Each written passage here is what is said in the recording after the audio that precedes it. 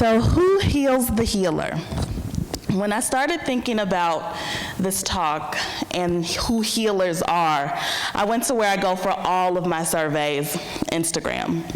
And so I went to my audience to ask who did they even think were healers. And so people said they thought God and they thought Jesus, and I'm like, yes, he is the ultimate healer. But as Brian was saying, I was thinking of those people who do a lot of hard work, those people who he sends to heal on earth. So therapists, social workers, parents, caregivers, teachers, activists, you. People who are doing heavy lifting day in and day out. Those who face compassion fatigue, vicarious trauma from the work that they do. The ones who are taking in a lot of stories of others, and then sometimes they take those things home as well. So the topic had been on my heart for a long time, but I began to verbalize it earlier, or last spring rather, excuse me. I taught a yoga and social justice class with teens in the city, and during that week I heard a lot from different people. I heard teens talk about suicide ideation, those who talked about wanting to harm themselves, those who were depressed. I was also working full-time, being a mom, and I was tired. So after a gathering with people who I consider healers, I went to them. They've been doing this work a long time, and I asked them, who do you think heals the healers? And none of us had the answer. So the question again went unanswered, and I continued to think on it. And it continued to resurface in my life time and time again.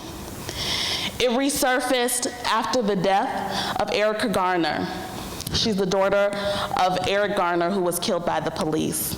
She was an activist, and she died at the age of 29 of a heart attack.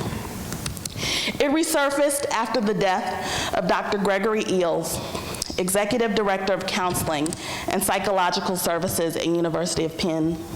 He died by suicide. It resurfaced again after the death of Pastor Jared Wilson, a church leader and mental health advocate who also died by suicide.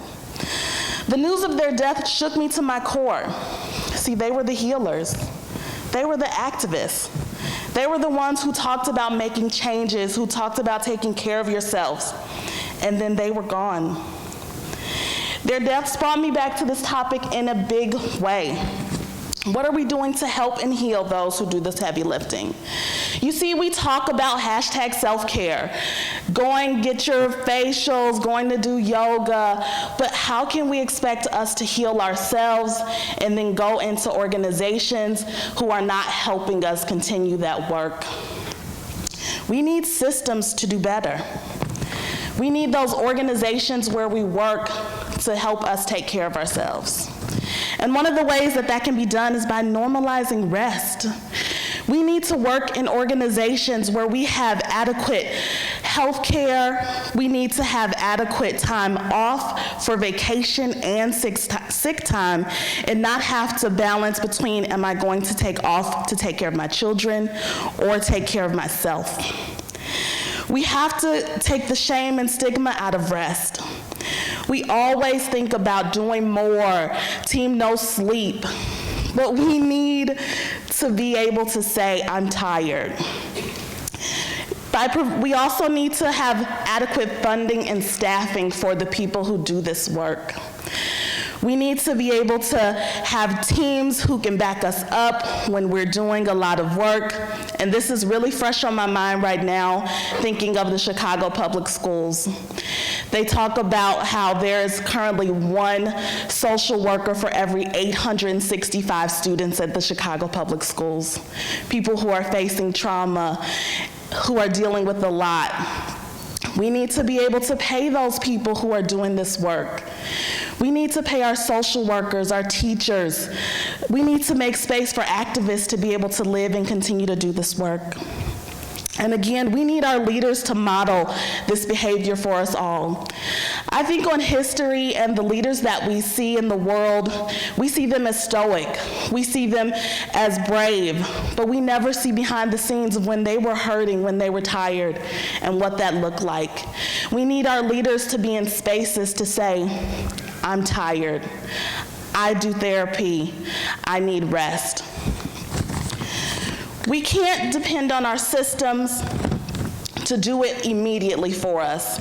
We have to also depend on one another. We have to learn how to be care receivers.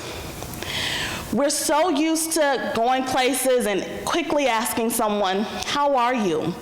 And our answers are, I'm good, I'm fine, I'm blessed and highly favored. It's a classic in the church crowd. But we need to normalize telling the truth and receiving those answers. I'm tired. I'm having a rough start. I'm overwhelmed. And we need to actively ask the question and be prepared to hear the answers. We need to start putting ourselves on the calendar. It's easy for us to fill our calendars and our planners with meetings, with birthday parties, with after-school things for our children. But how often do you put yourself on your calendar?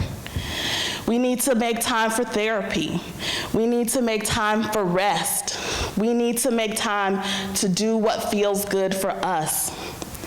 We need to ask for help again and model the need. Activists have to do the work and then pull back to lean on others. Pastors need to do the work, but also be honest with their congregations when they need help, when they need rest. Student affairs professionals, we need to be loud and unashamed to say I'm overwhelmed and we need help. And bosses, we need to look at that as a sign of strength and not as weakness. This is something that I'm always saying. If I was about to go on a long trip, we would always hear the flight attendant team say, in case of an emergency, there will be an air mask that drops down. You need to put that air mask on yourself first. Because we have a tendency, if we are with our children, we are with our partners, we would try to put that air mask on those children first and then ourselves. But we have to know that we can't save others if we don't try to save ourselves. And we need to think about that in the case of life. Number one, we need to know that there are systems in place where there will be an air mask, and then we need the permission to put that air mask on ourselves first. Thank you.